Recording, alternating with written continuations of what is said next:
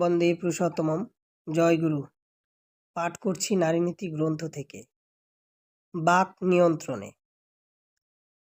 অন্তত কথাকে যদি এমনতরভাবে ব্যবহার করিয়া অভ্যাস চরিত্রগত করিয়া ফেলিতে পারো, তাহাতে মানুষের দুঃখ, অমঙ্গল, অসন্তোষ উপস্থিত না হয়, তাহা হইলে দেখিবে কতখানি তৃপ্তি, কতখানি সন্তোষ, কতখানি সহানুভূতি লাভের অধিকারী হইয়াছ, তার ইয়াত্তা নাই।